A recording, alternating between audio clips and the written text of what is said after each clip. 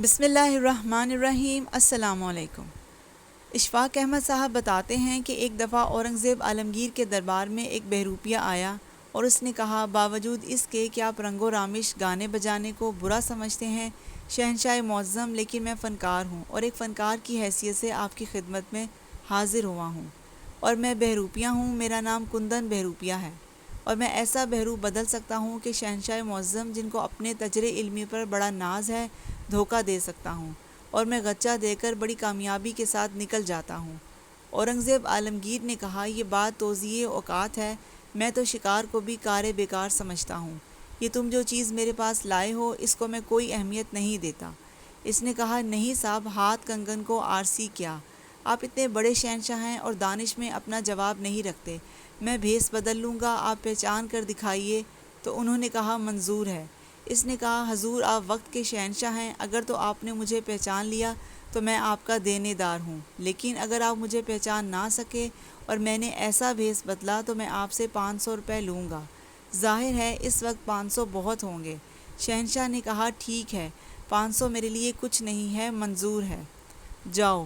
تو وہ شرط طے کر کے چلا گیا اور پھر سوچنے لگا، گھر جا کر بھی پریشان ہوا کہ میں شیخی میں ایسی شرط باندھ کر آ گیا ہوں، میں کون سا ایسا روپ بدلوں کہ بادشاہ کو پتہ نہ چلے۔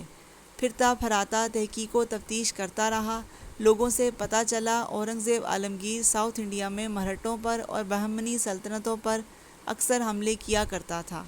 انہوں نے کہا، یہ سال چھوڑ کر اگلے سال پھر ان پر حملہ کرے گا۔ یہ خبر بہروپیے کو جو وقائے نگار تھے انہوں نے بتائی۔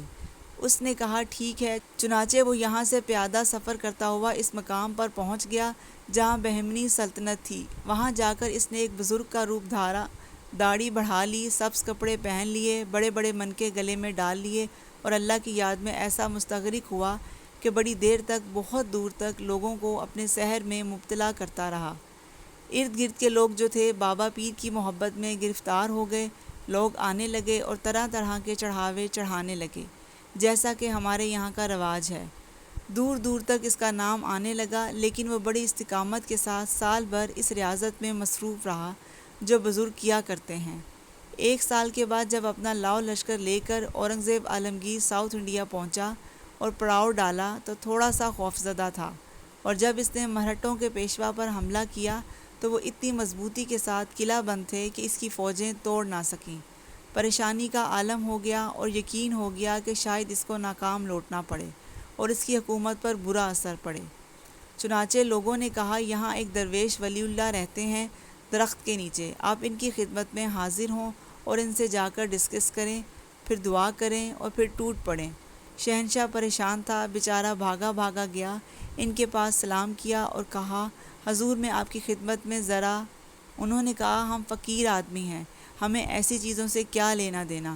شہنشاہ نے کہا، نہیں، عالم اسلام پر بڑا مشکل وقت ہے، جیسے انسان بہانے کیا کرتا ہے، آپ ہماری مدد کریں، میں کل اس قلعے پر حملہ کرنا چاہتا ہوں۔